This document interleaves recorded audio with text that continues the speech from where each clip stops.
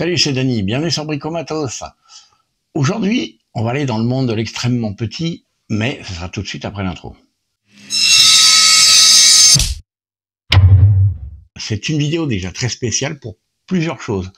En tout premier lieu, cette vidéo aurait pu très bien ne jamais arriver, parce qu'il m'est arrivé un gros problème sur mes comptes. On va pas s'éterniser là-dessus, mais je tenais absolument à faire un gros big up à toute l'équipe du support YouTube et Google, puisque c'est la même maison, pour m'avoir aidé à résoudre ce problème extrêmement rapidement et de la meilleure façon possible.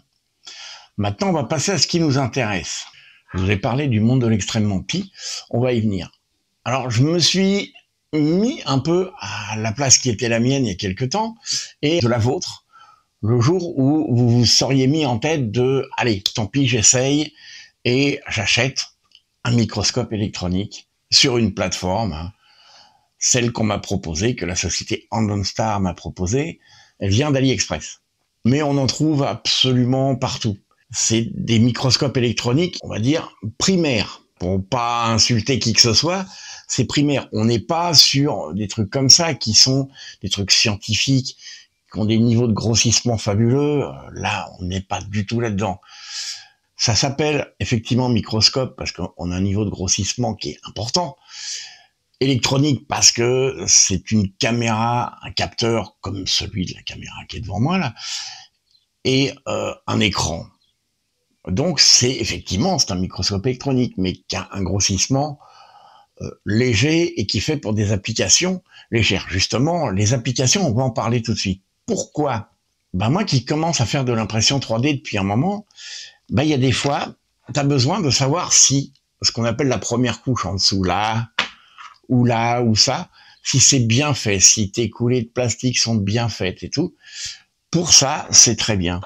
Quand on soude de l'électronique, souvent quand vous regardez par exemple des vidéos de réparation de téléphone, et vous avez les gars, ils vous mettent toujours à un moment donné une vue d'un microscope électronique où vous voyez les composants en gros. Voilà aussi à quoi ça sert. Je vous montrerai sur ma vieille alimentation de PC. Là, il y a des composants de surface partout. Vous allez voir en gros ce que ça donne. Quand vous allez sur la page de Andonstar, vous voyez des timbres poste. Alors, vous voyez que toutes les petites dents, les numismates sont très à cheval sur la qualité des dents. S'il manque une dent, c'est mort et tout. Il faut qu'ils voient s'il est vraiment en bon état. C'est ce qui donne le plus de la valeur. Un peu comme les cartes à jouer, Pokémon et Yu-Gi-Oh et compagnie. Et on pourrait très bien utiliser ce genre d'appareil pour les regarder de très près, pouvoir les expertiser. Les numismates aussi, vous voyez, les petites pièces comme ça, il y en a qui aiment les regarder de très près pour voir les détails, pour voir le niveau d'usure du métal. Vous allez voir, c'est pas mal. Et dernier petit truc, je vous ai présenté plusieurs fois des graveurs laser. Une gravure laser. Quand des fois j'ai des petits défauts ou si je veux voir si c'est bien propre et tout, j'ai besoin d'aller voir de très près. Et, comme ça, on voit rien, c'est pas terrible. Donc voilà pour l'utilité de cette chose-là. Maintenant, je vais vous la présenter. Alors pas de déballage parce que je l'avais déjà fait. Maintenant qu'il est monté, j'avoue que j'ai pas très envie de le redémonter pour quelque chose qui va pas vous apporter grand-chose à la finalité. Mais je vais vous le présenter en long, en large, en travers. Voilà, ça se présente comme ça. Vous avez un écran, très grand écran. Quand vous ouvrez la boîte, vous voyez que ça.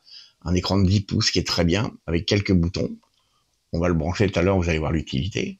Vous avez le corps. Vous avez le corps du microscope avec la molette de réglage du focus, donc de la netteté. Vous avez, là, c'est la lentille. Et ce qui est bien, c'est que vous avez là une lentille, vous savez, regardez. Là, vous avez une lentille qui s'appelle A. Et dans cette belle boîte bien enveloppée et tout, vous avez une autre lentille qui s'appelle L. Donc, c'est livré avec deux lentilles, donc deux optiques différentes. C'est comme un appareil photo qui serait livré avec deux objectifs. C'est toujours mieux que un, ça donne une plus grande palette de visibilité. Vous avez un bras derrière, là. Vous avez un système de fixation pour le stock. Et vous avez le pied avec deux petites lampes d'éclairage LED qui sont très bien.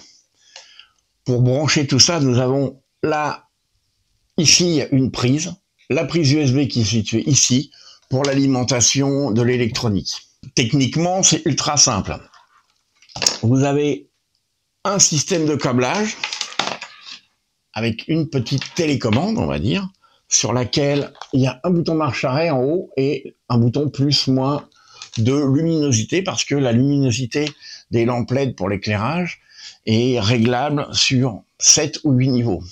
2 fils séparés, la prise d'alimentation, vous voyez, hop, et la petite prise USB qui est une micro USB. C'est vrai qu'à notre époque, une USB-C ça aurait peut-être été mieux. Maintenant, bon. Ils ont paradiné, il doit y avoir, il y a un bon 1,50 m de fil entre la télécommande et la prise USB. En revanche, il n'y a pas d'alimentation. Qu'à cela ne tienne, elle, je viens de vous la présenter il n'y a pas longtemps, et ben on va l'utiliser. Vous allez pouvoir constater que en même temps, c'est suffisamment simple pour être utilisable par tout le monde et suffisamment évolué pour nous offrir pas mal de possibilités. Là, on alimente et l'opiote, vous voyez, on a nos 2 lumières d'allumées. Et on va alimenter l'écran. Et vous voyez, il est très gentil, très poli, il vous dit bienvenue. Alors pour l'instant, je vais couper les petites lumières d'en bas parce qu'elles ne servent pas. Et on va découvrir un peu le panneau de commande. Nous avons le bouton marche-arrêt. Là, nous avons un bouton avec un gros M qui est le bouton mode menu. Un bouton vers le haut, vers le bas, ou plus, moins, hein, comme on veut, qui ont d'autres fonctions. Un bouton OK et un bouton avec un petit appareil photo dessiné dessus. J'ai oublié de vous parler de la dock, mais ça va être très rapide. Il y a une belle dock qui, malheureusement, une fois de plus, est tout en anglais, mais j'avoue qu'elle est suffisamment bien expliquée. En revanche, les explications sur ce que je vais vous montrer là maintenant, donc le menu et toute la configuration de la machine, il n'y a rien de marqué. Pourquoi? Bonne question. Mais en même temps, vous allez voir que c'est tellement simple que je suis pas sûr qu'il y aura eu besoin de faire un bouquin de 200 pages. Alors une fois qu'il est allumé, vous avez vu, par défaut, il s'allume dès que vous l'alimentez. Mais après, on peut le rééteindre en restant appuyé sur le bouton et vous dire au revoir parce qu'il est toujours très poli. On l'allume. Bonjour. Et là, à partir de maintenant, il est fonctionnel. Vous voyez, je passe ma main. Bon, c'est pas net du tout, mais je passe ma main et on la voit, ma papate, hein, en gros. Et alors, ça peut être très rigolo. Ça peut nous donner l'occasion de voir que on voit très bien. Hein, voyons, c'est un coup de bol. Vous voyez, quand on va sur le menu, là, on a un appareil photo en haut. On a plusieurs données. On appuie sur menu, aucune carte. Pourquoi il vous dit ça? Parce que au-dessus, derrière, là, on a un support pour une micro SD jusqu'à 128 gigas. Quel est l'intérêt? L'intérêt, c'est que, vous pourrez le voir d'ailleurs dans la prochaine vidéo, quand j'aurai des trucs très précis à vous montrer, j'utiliserai la fonction vidéo de cet appareil pour pouvoir vous montrer les choses en grand et de très près. On a largement de quoi faire. On appuie une autre fois et on est en mode normal. Donc là, on est, vous voyez, c'est vidéo ou photo ou carte mémoire.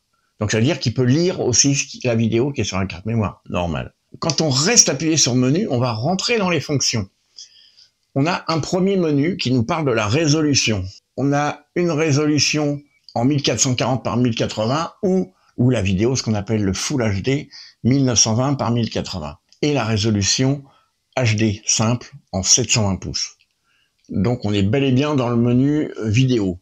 Enregistrement en boucle, il y a un réglage de l'exposition. Plus vous allez mettre d'exposition, plus ça va être clair, et moins vous allez mettre d'exposition, et plus ça va être foncé. Et vous avez un cachet date, donc pour dater de votre vidéo, je pense que ça doit générer une incrustation.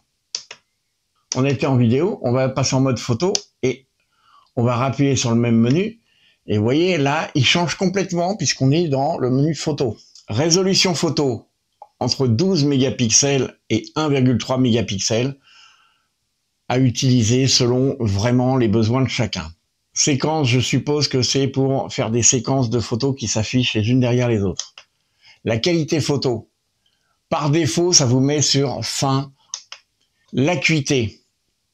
Vous remarquerez que là, il est en français, mais c'est parce que je l'avais réglé en français. Par défaut, il est en anglais. Je vais vous montrer comment on le change. L'acuité, c'est la netteté. Par défaut, il est à normal. Je conseille de la laisser sur normal parce que quand on se met sur fort, donc le plus de netteté, c'est une netteté électronique. Et quand c'est pas généré par des programmes de très très haute gamme, souvent ça crée ce qu'on appelle des artefacts et ça vous fait des trucs bizarres et vous avez des moirés, vous avez des trucs qui apparaissent qui sont pas très cool. La balance des blancs, bah, c'est suivant l'éclairage, ce qui fait qu'un blanc s'affiche blanc et pas jaune ou bleu. C'est ça la balance des blancs. ISO, c'est la sensibilité du capteur qui est réglable soit en automatique ou 100 ou 200 ISO. L'exposition qui est réglable. Et on a un stabilisateur. Une revue rapide, donc ce qu'ils appellent la revue rapide, donc c'est pas très bien, c'est justement le fait de passer les photos les unes derrière les autres, quand vous avez plusieurs photos, et cacher date. Deuxième pression, on entre dans le menu général, et c'est là qu'on va pouvoir faire pas mal de réglages. Date et l'heure, on n'est pas le 2 juin aujourd'hui, alors on va régler, hop, ok, si, pour rentrer dedans, là on fait ok, parce qu'on est, ça c'est le mois juin, oui, mais le 2, non. Le 11. Donc, oui, c'est ça. On est le 11 juin. Est-ce que l'heure est bonne? 15h11. 15h, c'est bon. Ok. Voilà, on peut régler dans l'ordre qu'on veut. Donc, si on se dit que non, moi, je veux à la française, le jour, le mois, l'année. Ok. On revient à menu et après on redescend. La langue, vous voyez, il y a anglais, beaucoup de langues asiatiques, allemand, portugais, espagnol, voilà. Donc je vais remonter à français. Français. La fréquence 50 ou 60 Hz. En France, on est 50 Hz. Donc on laisse par défaut.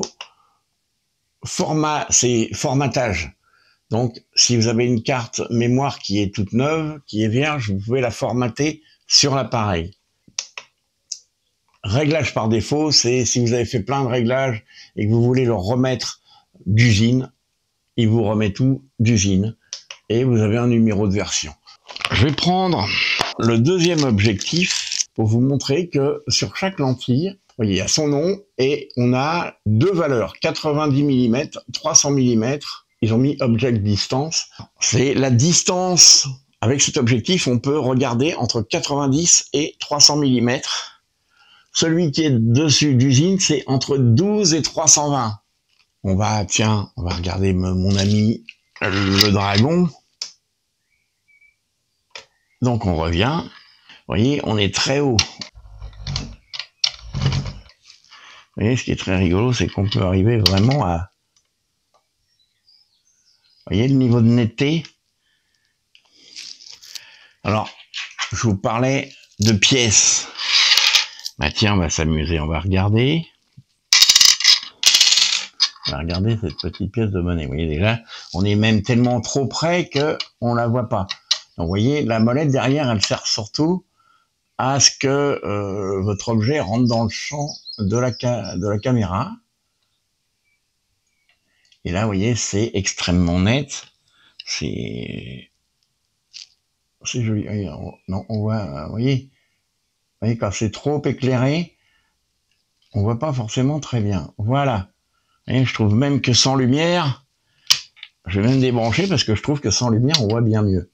Vous voyez, la qualité de grossissement. On n'est pas sur... ça rigole pas. Alors, on va se mettre dans le bon sens. Voilà. On va regarder cette pièce qui est très rigolote. Vous voyez, la netteté quand même, c'est vraiment impressionnant. Vous voyez, quand on a des défauts, par exemple sur une impression 3D, ça vous permet de regarder dans le détail.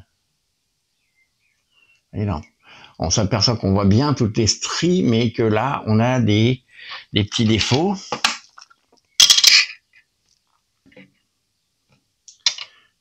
Mais que, en revanche, sur le dessus, on est absolument nickel. Ouais, il y a des défauts qu'on voit presque pas à l'œil nu, mais ici, par exemple, on voit des petits filaments. Bon, comme c'est pas une vidéo dédiée à l'impression 3D, on va pas parler de ça, mais on voit quand même la qualité de l'impression. On peut la regarder à l'intérieur pour voir d'un peu plus près la qualité de l'impression. Voilà, magique, superbe. Voilà, ça sert à ça sert à plein de choses. On va passer sur un secteur que pas mal de bricoleurs en électronique connaissent. On va observer un circuit. Voilà, ah tiens, là, j'ai plein de... On va se mettre au plus haut pour pouvoir observer de près. Vous voyez, voilà, là, on a tout un tas de circuits. Vous voyez, la qualité de la visibilité. On va descendre un tout petit peu, on va se rapprocher. Donc, regardez là à quel point on voit bien mes composants, si je veux venir les souder. Là ou là, par exemple. On voit très bien. Ça permet de prendre les références. Si je veux voir mes soudures ici ou là, vérifier que j'ai pas une soudure qui est cassée, eh ben, c'est très pratique. Alors, on va regarder un autre effet. Alors, c'est bien, on voit les fils du bois, mais j'ai un problème technique là. Alors, je vais rapprocher un peu l'ensemble et je vais vous le montrer comme ça, pour que vous compreniez bien où est mon problème. Ici, on a un axe qui permet d'incliner d'avant en arrière comme ça. Mais ici, ça reste fixe. Ça peut descendre ou monter, mais ça reste fixe. Entre la lentille, l'axe de la lentille qui est là et ici, il y a une certaine distance qui est de 65 mm, il me semble. Si on peut incliner la patte comme ça, les deux restent parallèles, ça s'incline comme ça. Il aurait fallu pouvoir redresser pour gagner et permettre à ma lentille qui vient pointer comme ça à la base ici, de se décaler et venir pointer là. C'est bien pour ça, c'est bien pour des grands, une carte mère de PC par exemple. C'est tout bête, hein. Mais si vous avez besoin d'aller au milieu, bah vous pouvez pas.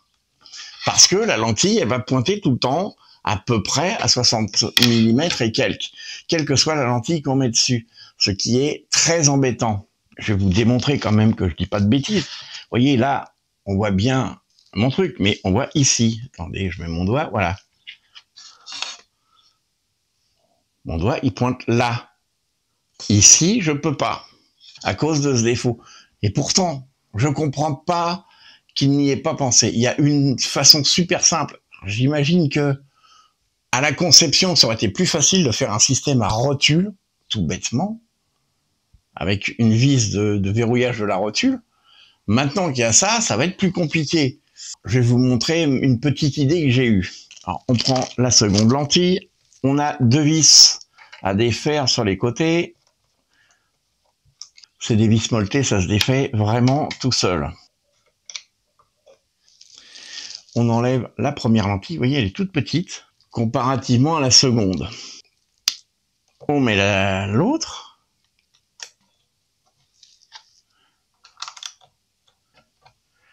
Vous voyez, par contre, quand je suis en haut, je peux voir très près pour vous remontrer. Regardez ma petite pièce de tout à l'heure, à quel point elle est énorme.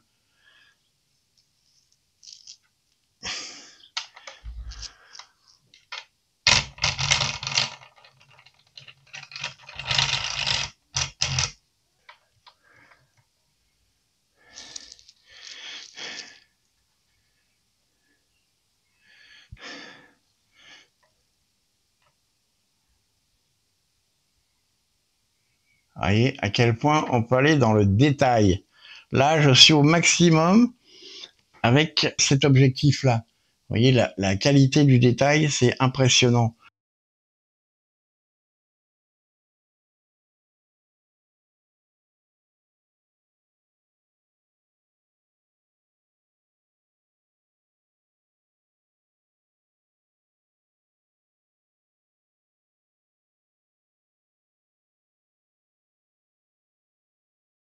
intéressant. Vous voyez le bois. Là, on voit le bois de manière extrêmement détaillée. Un bois qui paraît extrêmement beau en surface, comme ça. Et c'est là qu'on voit le laser, ce que ça fait. Le bouton marche arrêt pour vous montrer que ça coupe bien. Alors, pour le rallumer, il faut que le voyant sur la télécommande au niveau du petit bouton marche arrêt soit allumé. S'il est éteint, vous pouvez toujours essayer d'appuyer sur le bouton, il ne se passe rien. C'est pas une panne. Le voyant là s'allume. Vous voyez, c'est magique. Mon histoire de petit axe. Bon, ça va être très simple. Voilà. Je l'ai dessiné là.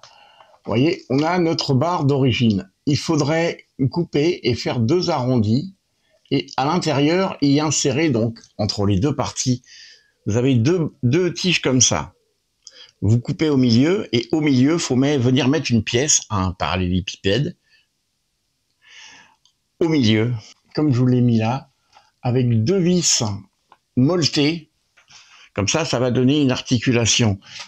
Les bouts, il suffit de les arrondir comme ça. C'est ce que je vais faire sur celle-là. Comme ça, quand on penche vers l'avant, au lieu d'avoir notre objectif et l'écran qui va être comme ça, on va pouvoir le redresser.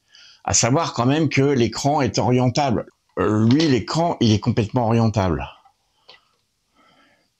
Donc, ce qui est bien, c'est que ça veut dire qu'au moment où on va l'incliner, on peut le remettre à sa place. Mais j'aurais aimé que ça soit fait d'origine. On va faire une petite conclusion rapide.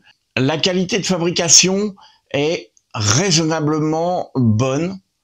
C'est des plastiques un petit peu légers, mais c'est un peu normal. C'est un appareil électronique actuel. On n'est pas sur un appareil qui coûte extrêmement cher. Vous verrez le prix. Je vais vous mettre les liens en barre de description, mais c'est pas un truc qui est extrêmement cher. Vu qu'il y a quand même 2 lentilles, on se fait pas avoir sur ce coup-là. L'idée, c'est de pouvoir permettre à ceux qui ont besoin d'un tel appareil de se dire que celui-ci marche plutôt bien, mais attention, il a ce défaut que si vous voulez voir des grandes plaques, pour aller voir au milieu, ça va être compliqué.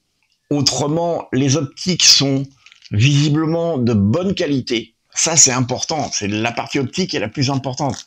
Si vous avez une électronique qui est fabuleuse et vous avez des optiques de mauvaise qualité, vous ne ferez rien. L'idéal, c'est d'avoir tout bien, mais le prix, en général, il va être bien. Mais dans des produits qui sont bon marché, avoir des optiques de qualité, c'est déjà très bien, et c'est pas souvent le cas sur les produits asiatiques.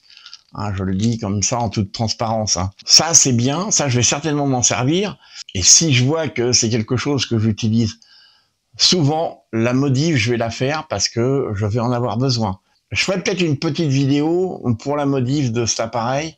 Quand je l'aurai faite, ça va pas être pour tout de suite parce que il y a pas mal de choses qui arrivent. Le pour, on a des très bonnes optiques. L'électronique répond très bien. La construction générale est pas mal. J'aurais aimé que le socle soit plus lourd parce que le moment où vous allez incliner, il risque de partir.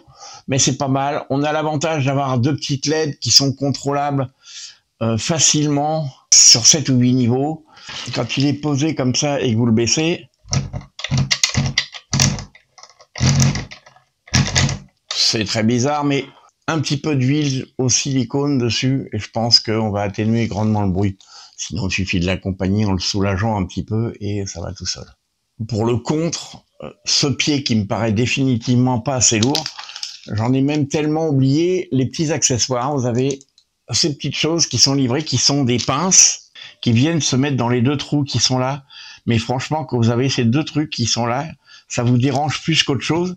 Donc pour moi, ça reste dans le sachet, ça va jamais y aller. Parce que j'ai besoin de tout le plateau pour pouvoir inspecter des appareils. Vous voyez, quand j'ai posé l'alimentation du PC sur la platine, si j'avais ces 2 trucs-là en dessous, ça aurait été inutilisable. Et surtout, l'articulation là sur la truc.